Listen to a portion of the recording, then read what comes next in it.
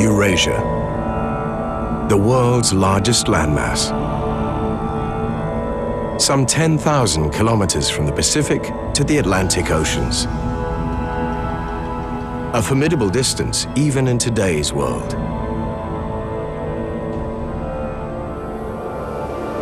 And yet over that vast distance, human beings have pursued one of history's greatest enterprises. The Silk Road. A tremendously profitable trade route, and so much more. For thousands of years, exotic goods, new technologies, conquering armies, and brilliant ideas traveled along the Silk Road.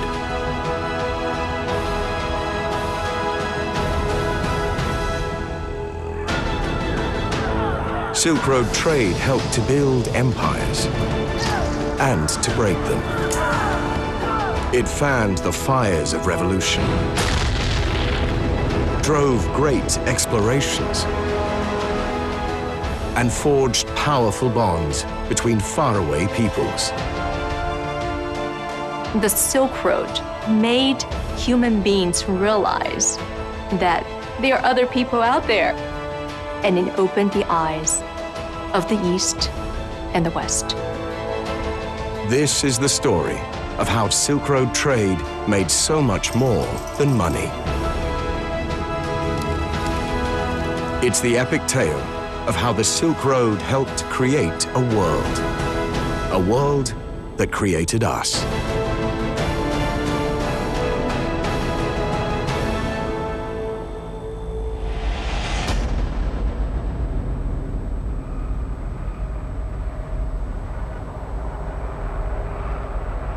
"2,000 years ago, the Roman Empire seemed unstoppable.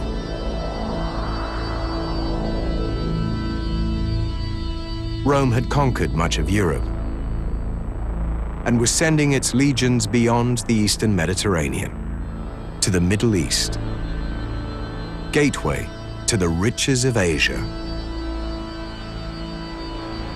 But a journey to the East could become a road of blood. In 53 BCE, near the Mesopotamian town of Kari, the Parthians, an empire blending Persian and Greek cultures, confronted a Roman army.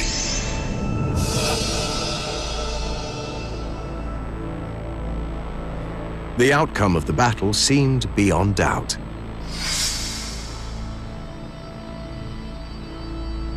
Some 40,000 Romans faced only 10,000 Parthians. And Rome's legions were Europe's finest foot soldiers. There was just one problem. The Parthian army didn't fight on foot. The Parthians, they were cavalry, they were horse archers. Versatile, rode like the wind. What the Romans did was what the Romans always did. They took a fixed position. They were ordered into a hollow square, defending all sides.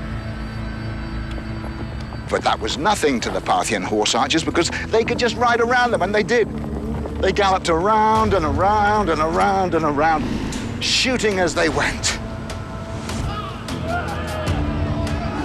Thousands and thousands of arrows loosed into those Romans. What the Romans eventually did was they were ordered to go into testudo. That's that Roman formation where they lock their shields together and put the next layer of shields to make a roof. Testudo is Latin for tortoise. But the Parthians had the answer to this tortoise. They had a hammer to break open its shell. The Parthian hammer was a cataphract, a Greek word meaning clothed in full armor. Horse and rider wore heavy coats of mail. The cataphract was the ancient world's equivalent of a battle tank.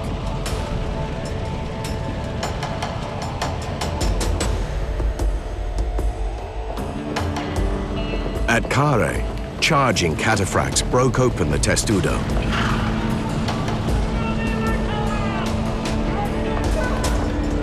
Exposing the Romans inside to more arrow attacks.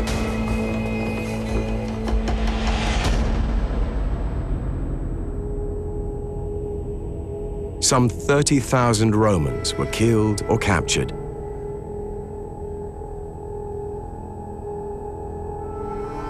Parthian losses were minor. It was one of Rome's worst military defeats. But it may have been something else as well.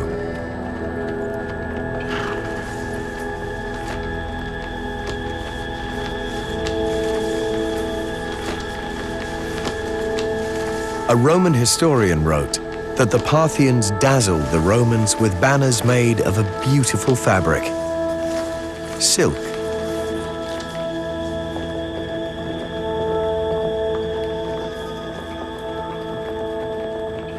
That may only be a legend. But around the time of Kare, Romans began coveting Chinese silk. And China began selling silk to Rome in exchange for fine Roman glassware and gold. Inspiring the name we give Eurasian trade today, the Silk Road.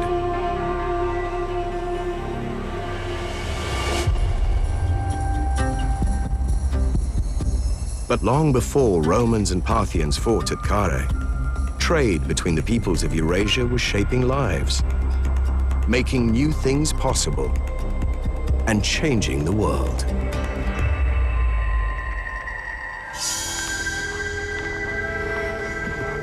At Kare, the Parthians won with a style of warfare that had evolved centuries earlier and thousands of kilometers away.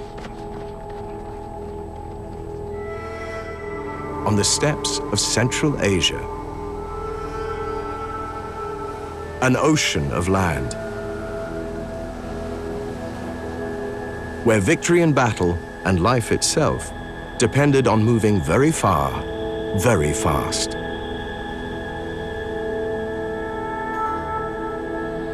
Thousands of years before the Battle of Kare, a transportation revolution took place on these vast plains.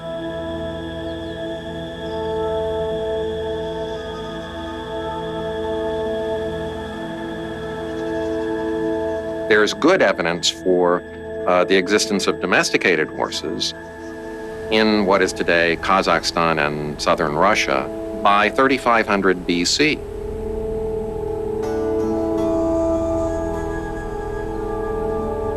And we actually think that probably horses were domesticated and began to be ridden 500 or maybe 1,000 years before that, maybe as early as 4500 BC. The domestication of the horse was the first step towards cavalry warfare. But the second step would be a long time coming. The first use of horses in warfare was with chariot warfare. And we have that well-established Tutankhamun's chariot, which many people have seen in museum exhibits. And we know that people were using chariots in warfare starting in the Near East in about 1600, 1700 BC. Horses were not used as organized cavalry until after about 900 BC. Almost 1,000 years after chariot warfare began. And it's always seemed odd to me that cavalry began after chariotry. Chariotry is very difficult to manage. You have to train horses to work together. They have to pull a clumsy vehicle that has two people in it, a driver and a warrior. Training the units to work together. Very difficult thing to do, whereas jumping on the back of a horse is an easy thing. So why did cavalry come after chariotry? I think the real reason that cavalry waited is that you needed to have really three innovations.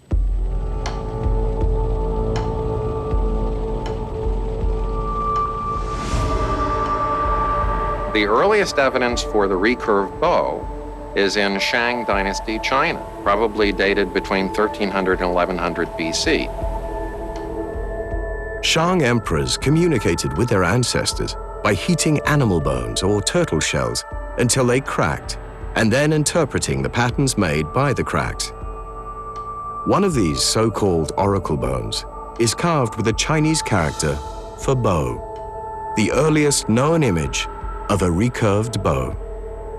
And in the tomb of Lady Fu Hao, an imperial consort and renowned military commander, archaeologists found more evidence. It's a thumb cover for drawing the bowstring, and there's another piece that went in the middle of a recurved bow, a hand grip. The bows themselves are not preserved, so it's a difficult thing to identify the origins of the recurved bow. The different components of it probably came from different places geographically. Just how far the recurve bow traveled across Eurasia was revealed in 2005 at Yonghai in China's Xinjiang region. Wooden bows rarely survive burial in the ground, but Xinjiang's cold, dry climate preserved one in a 3,000-year-old tomb.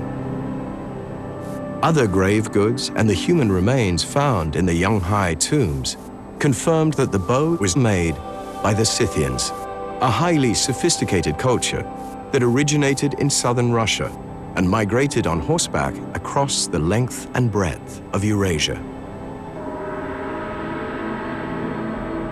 The true birthplace of the recurved composite bow remains an archaeological mystery.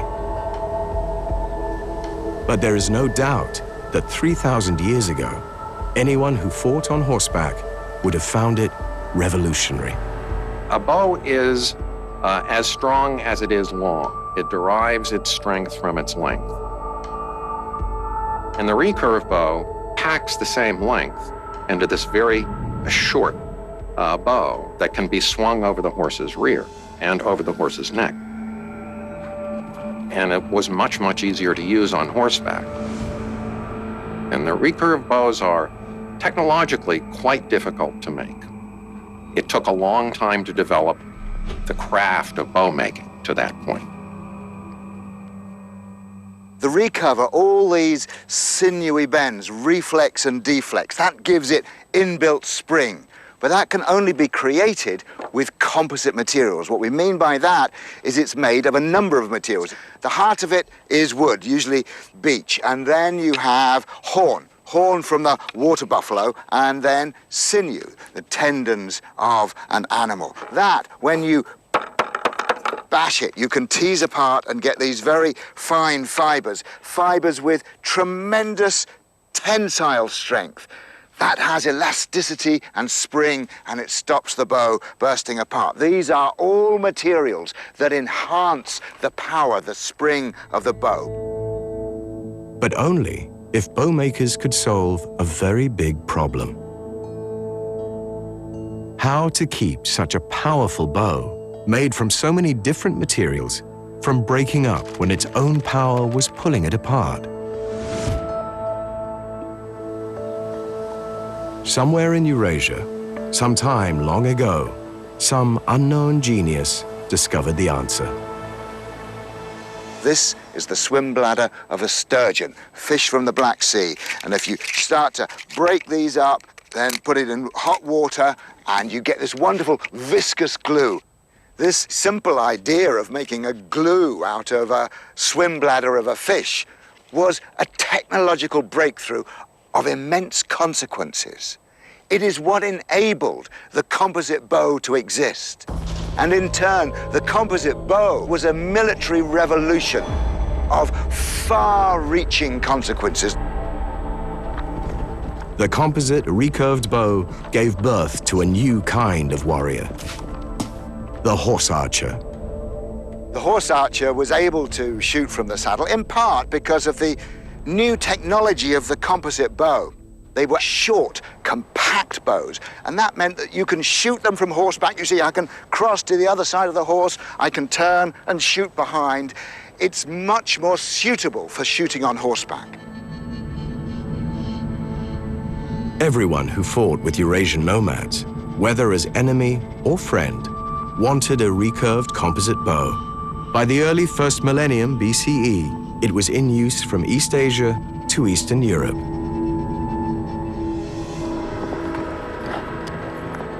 A recurved bow gave a horse archer unprecedented killing power. But it didn't make him a cavalryman.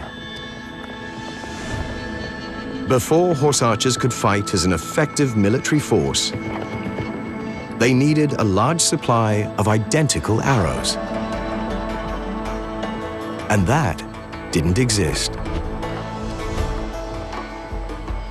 Arrowheads were a variety of different sizes and weights.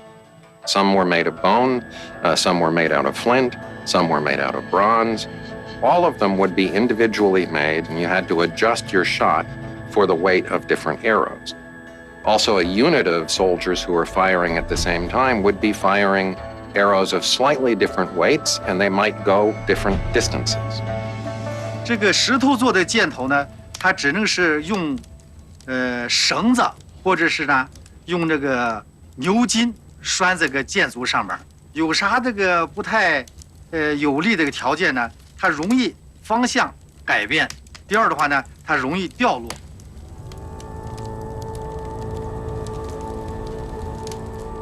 One of the technological innovations was the invention of the socketed arrowhead. They were made of bronze, usually, and they were made in a mold and cast in a mold so that an infinite number of socketed arrowheads of the same weight could be made from the same mold. Making socketed projectile points was actually a big deal. You have to have a mold with a core where the socket is going to be that you can pour molten metal around so that it's the same thickness all the way around.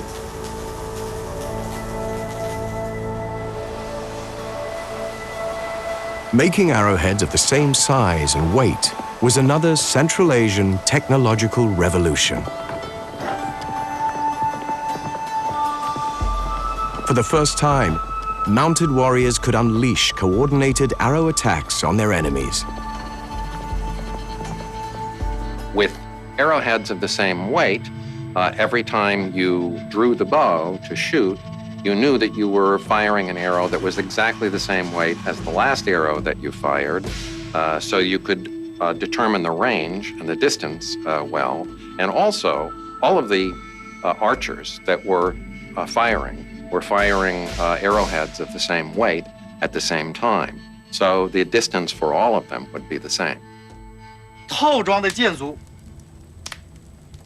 后边，它可以把这个箭杆呢，可以直接套在里边，哎，变成是这种的个箭足了。这个箭足有啥优点呢？第一，它不会失去方向，啊。第二的话呢，它不容易掉落，所以大大的提高了对这个弓箭的这个杀伤力和这个有效的利用它这个价值。Archaeologists believe that sometime in the second millennium BCE, socketed bronze arrowheads began spreading east, while the composite recurved bow spread west. Sometime around 900 BCE, socketed arrowheads and recurved bows met in the Tarim Basin area of Central Asia. Brought together by traders, warriors, and migrating nomads. After about 700 BC, you begin to see really thousands and thousands of arrowheads and dozens of arrowheads in a single quiver in a grave. It's like they're being mass-produced. Bronze socketed arrowheads turned Central Asia into an arsenal. But cavalry still couldn't exist until warriors could become soldiers. It was really the age of heroic warfare, individuals going out and doing great deeds by themselves and attracting glory for their own name. And this is the kind of warfare that's described in the Iliad and the Odyssey, or in the Rig Veda, religious text that's at the deep roots of modern Hinduism. What had to change was the psychological change in the nature of the warrior. It had to change from individuals to units working under the command of a commanding general who would attack and retreat upon command. The psychological change from the heroic warrior to the soldier probably is a feature of urban warfare, the armies that were associated with the great cities of Mesopotamia and Iran. That psychology had to spread northward, up into the steppes, and be accepted by warriors in the steppes. In the same area where the recurved bows and the socketed arrowheads were crossing. While recurved bows were spreading west and socketed arrowheads were spreading east, the concept of military discipline was spreading north. Sometime around 900 BCE, all three combined in the heart of Central Asia. When those three things came together, cavalry became a really deadly form of military force. A force that would severely test the ancient world's most powerful armies. 2,000 years ago, as the Romans pushed east to expand their empire, China was pushing west. And like the Romans, the Chinese encountered a formidable enemy on horseback. The Xiongnu were nomads from the Central Asian steppes. Armed with recurved bows and socketed arrows, they fought under commanders as a disciplined military force. They raided Chinese villages and plundered the growing trade between East and West. And no one could stop them. The Xiongnu was the migraine of the ancient world for the Chinese. They simply just kept coming, and they would not stop. The Xiongnu wanted the finest material goods produced by the Chinese. That is why they raided. Imagine you're a villager in China and these men come from nowhere. They come from over the hill without warning, tearing into your village. They shoot the headman, they shoot your husband, they chase the women out. There is no hiding place. In a flurry of dust and arrows, they're in and they're out and they take the stuff and they go. China sent its military might against the Xiongnu. The famed terracotta warriors reveal the size and power of Chinese armies. But the Chinese fought on foot and from chariots. Not effective against hit-and-run cavalry. A Chinese courtier wrote that the Xiongnu moved like a flock of birds over the land, impossible to control. Once mounted warfare really became deadly and effective, it became a real problem. If you're a farmer, the nomads know where you're going to be all the time. Your house is in the same place 12 months of the year, and when your crops become ripe, you have to harvest them. And the nomads know when that season is. Whereas when you're trying to strike them back, it's impossible to know where they're going to be or when they're going to be there. You have to search to find them. To beat the Xiongnu, the Chinese needed soldiers who could fight like them. They needed cavalry.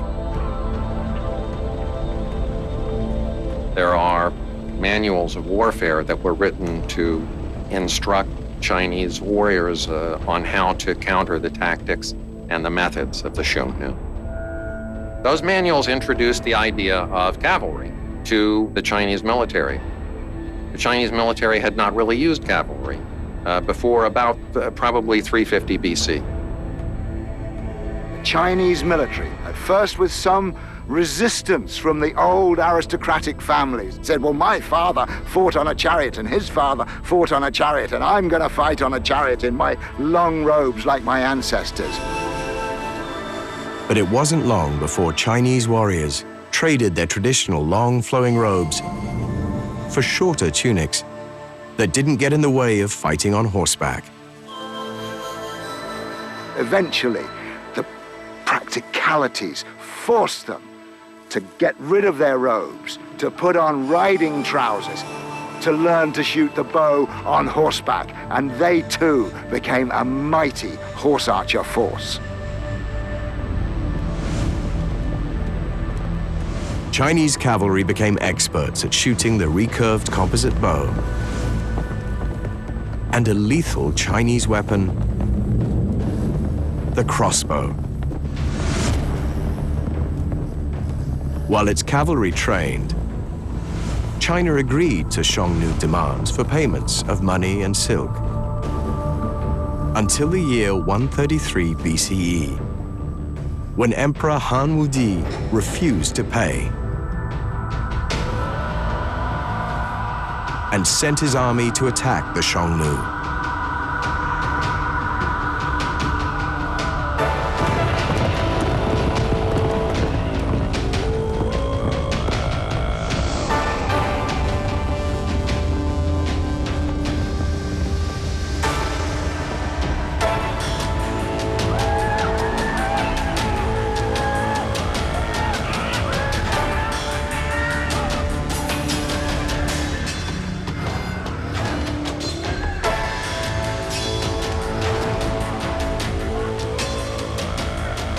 Chinese cavalry defeated the nomads.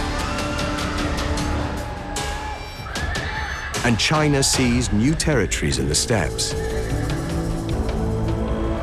pacifying trade routes and opening new horizons.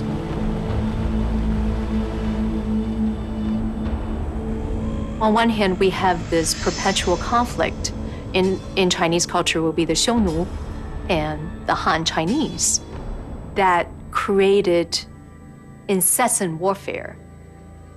On the other hand, it is this conflict that demolished physical boundaries.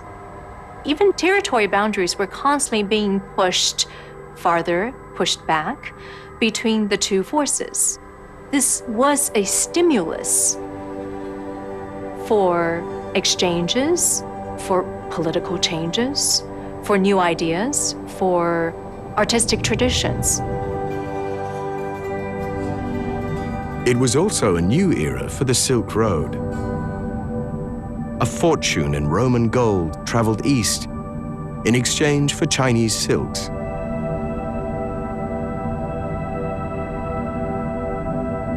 And the Central Asian kingdom of Kushan made its own fortune selling another luxury to China: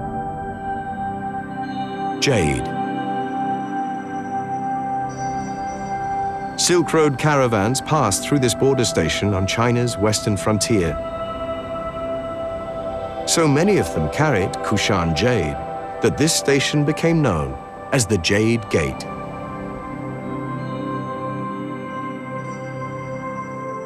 Chinese aristocrats coveted jade for its beauty and something more. They believed that jade would keep them alive forever. The ruling elite commissioned jade burial suits to preserve their bodies in the grave. They believe that upon death, all the orifices should be plugged in to preserve the spirit inside the person. And this notion of jade as a a material with protective power in the afterlife is further enhanced by the fact that they built an armor made of thousands of pieces of jade. And of course, if you're the emperor, your jade armor would be made from the finest jade from the Western regions. During the Roman Empire, Silk Road trade flourished as Chinese, Persian, and Kushan armies kept the trade routes open across Eurasia.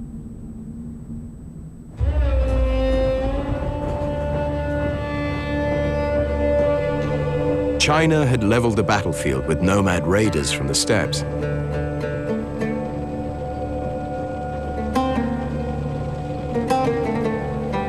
But Central Asian horse archers were about to carve their names on history. In the 4th century CE, Europe was invaded by a Central Asian people whose name still evokes barbaric cruelty.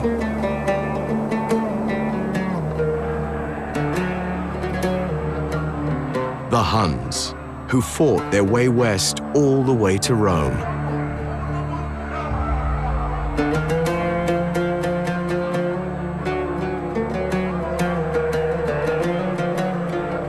European peoples like the Goths and Visigoths, the so-called barbarians, fled before their onslaught and sought refuge in Roman territory. When the Huns withdrew from the Roman world, those barbarian refugees stayed.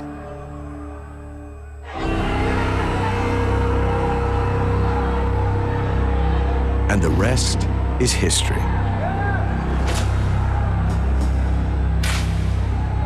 The Western Roman Empire was plunged into chaos. As barbarian tribes, dissatisfied with their lot, rebelled against Roman authority, and weak Roman emperors failed to crush them. As Rome declined, migrating horse archers called the Avars carved their own country out of Eastern Europe, bringing with them another Asian military innovation: the stirrup. This Chinese statue from the 4th century CE is the earliest known depiction of stirrups. Some 300 years later, an Avar horseman was riding with these stirrups across Hungary.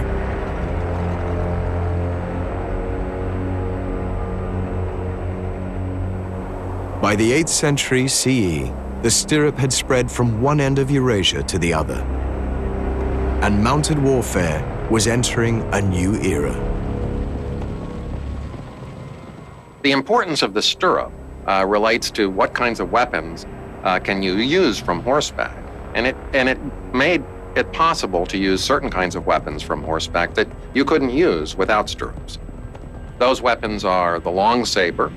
You have to lean over and absorb shock if you're going to use a long saber in battle.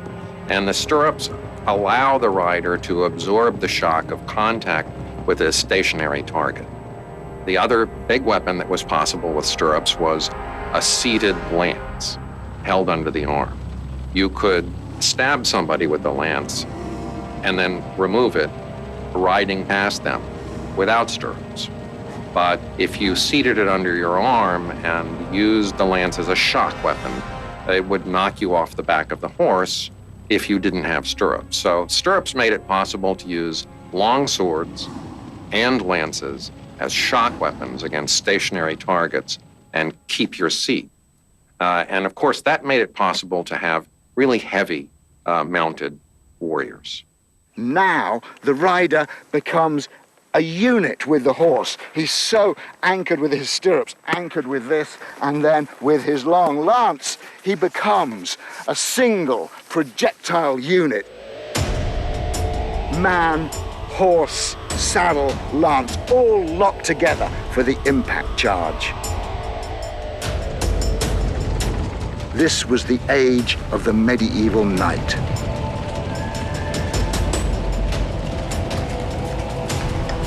A medieval knight's power came from combining the Asian stirrup and the ancient shock tactics of the Persian cataphract with a European invention: articulated plate armor. Strong enough to protect the wearer from sword and lance thrusts, while light enough to allow him to move freely on horseback and on foot. Heavy cavalry had never been a more potent weapon of war. Medieval mounted warfare could be warfare that generated a lot of force on the rider, high-impact warfare. In that case, the mounted warrior is being used really as a shock weapon to strike the enemy.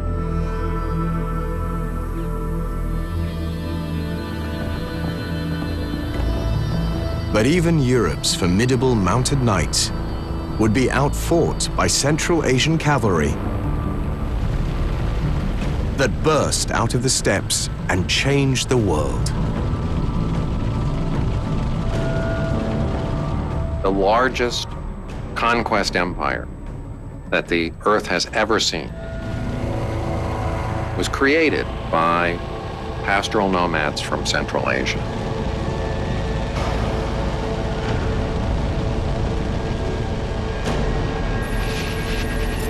In the 13th century, the Mongols conquered as far west as Poland and as far east as the Sea of Japan. Mongol armies combined the devastating shock tactics of horse archers with a highly sophisticated military organization. 它可以迅速的组织兵力，可以投放到较为远的这种战场，然后可以迅速的到达敌方还没有设备的战场啊，给对方的这个心理上，还是他的无论是在心理上还是他的准备上，以巨大的这种震慑力。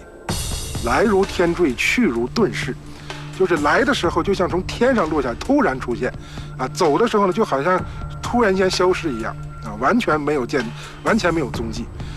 当时这个西方人呢，在这个尤其是欧洲的这个史学家在记载这个当时的蒙古军作战方式的时候，就说，先开始啊，他只是在这个天边的几个小点儿，啊，可是却突然间就能像黑云一样出现在你的面前，就是讲究这种就是这个出其不意的突然进攻。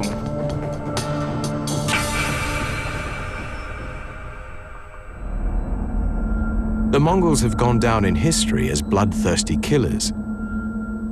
But they were also sophisticated, open-minded, often generous conquerors. They pacified the Silk Road.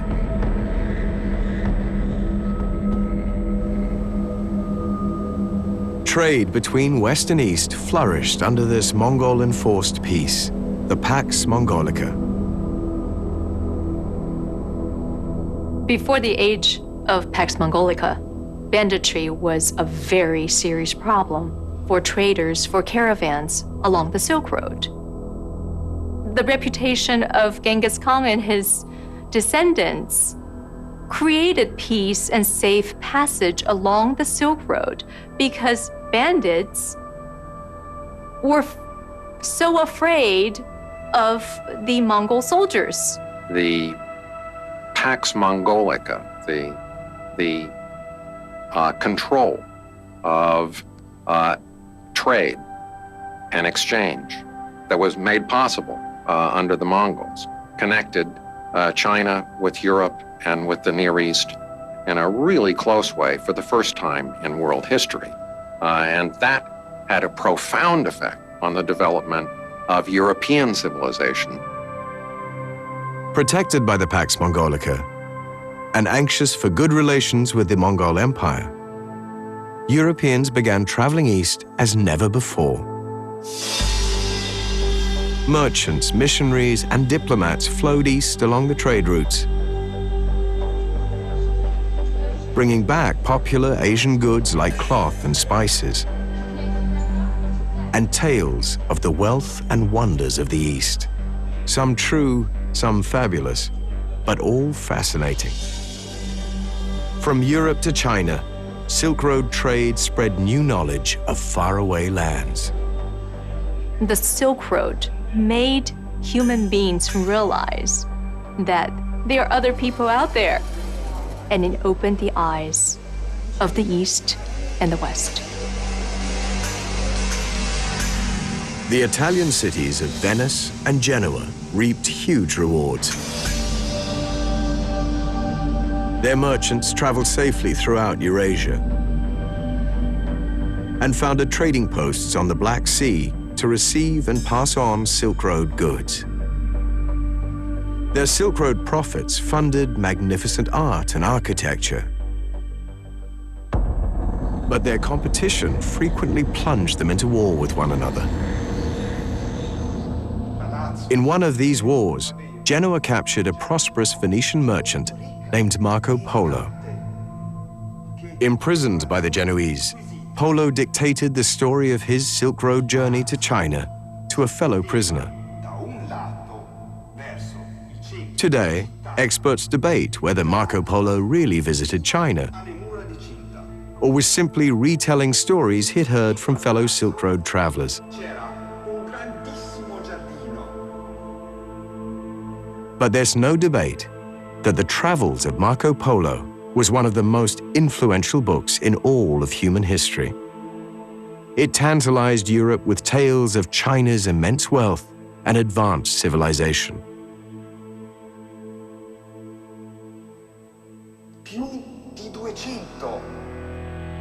And years before Marco Polo was telling those tales in a Genoese prison,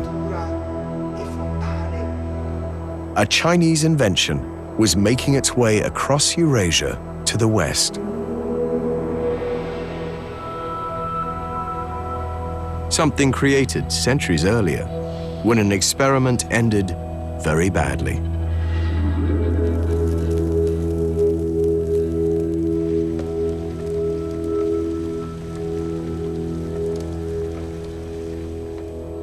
Ancient Chinese alchemists prepared potions of lead or mercury for their aristocratic patrons, who believed that drinking these metals would help them live forever. Instead, those concoctions killed them or made them insane. Another deadly combination was sulfur heated with an organic nitrate found in soil throughout China, known today as saltpeter. When alchemists experimented with this formula, it burst into flame, injuring the alchemists and burning down their laboratory.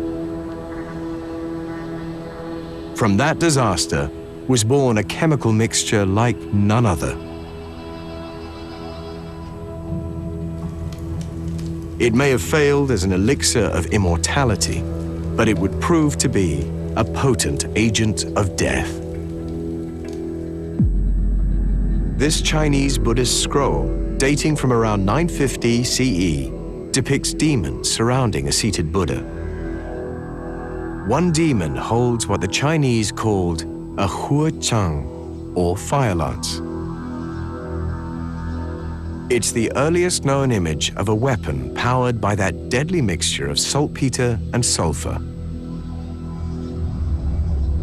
Known to history as gunpowder.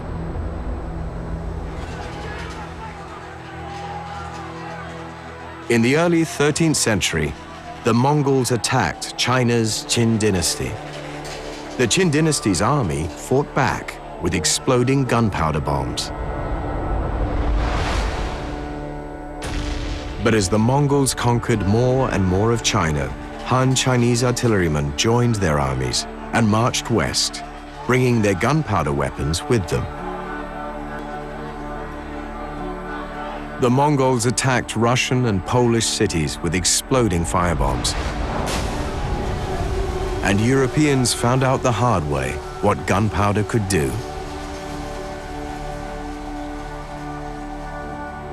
By the end of the 13th century, the formula for gunpowder was known as far west as England. And Europeans were inventing their own versions of the new weapons.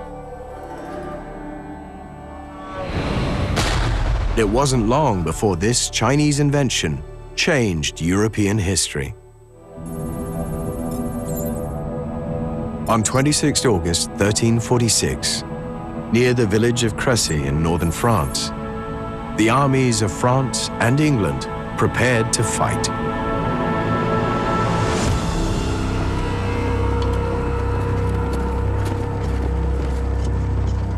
Mounted on their war steeds, encased in their armor, the flower of French nobility formed their battle line.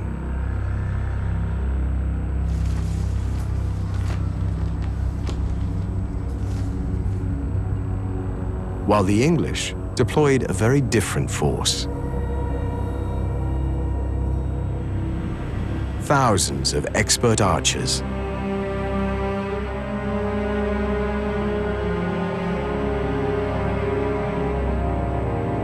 the French sent their hired Genoese crossbowmen to attack the English before French knights annihilated them.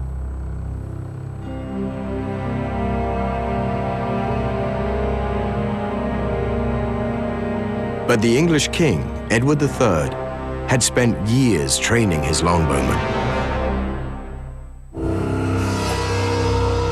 And all that training was about to pay off.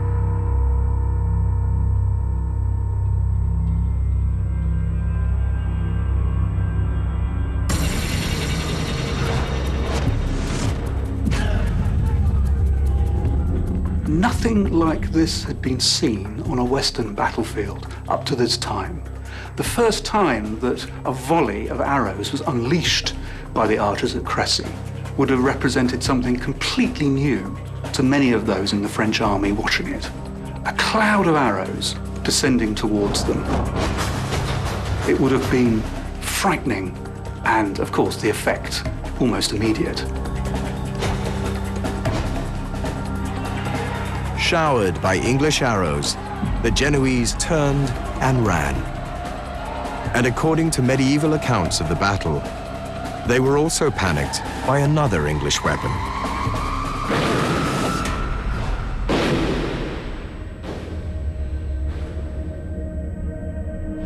Giovanni Villani, writing very soon after the battle, says in his chronicle that so loud and intimidating was the noise created by the guns that they thought God was thundering.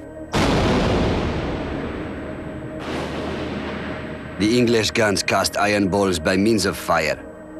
They made a noise like thunder and caused much loss in men and horses.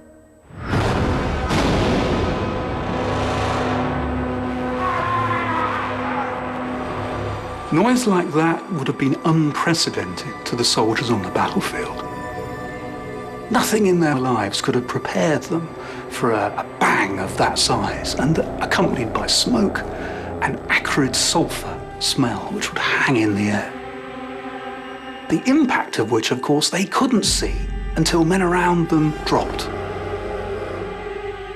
Not even professional soldiers like the Genoese would have experienced anything like this before in their lives. That would have been terrifying. And it's no wonder that they scattered and ran.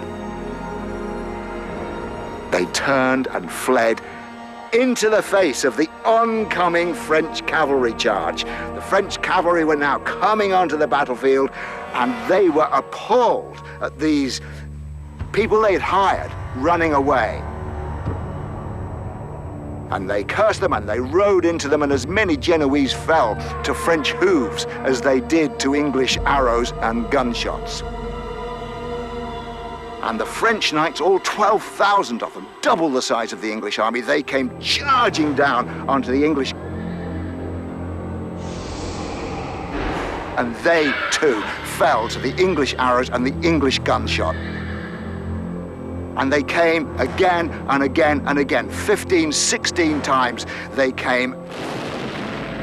And their horses were ripped to shreds, and the men were thrown from their horses. And those that weren't thrown, they had the opportunity that the dagger men rushed in and they brought these knights down.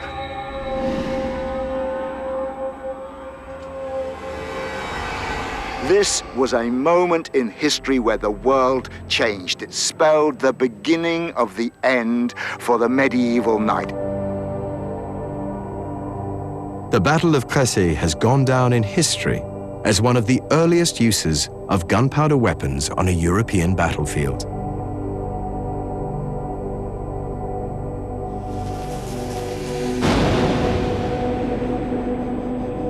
Some 500 years after it burned down a Chinese alchemist's workshop, gunpowder had become destiny's weapon of choice. After Crécy, it was only a matter of time until the fates of peoples and nations were decided by the gun. Within 2 centuries, Europeans would use their powerful gunpowder weapons to dominate the world.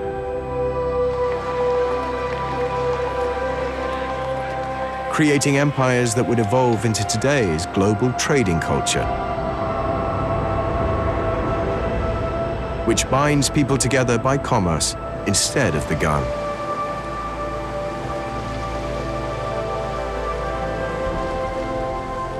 But before Europe could embark on its empire-building adventure, its medieval social order would be shattered by a catastrophic event. One that would forge a new Europe in a crucible of horror.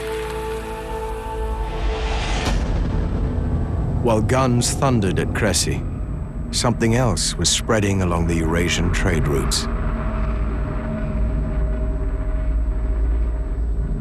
Something that would kill tens of millions of Europeans.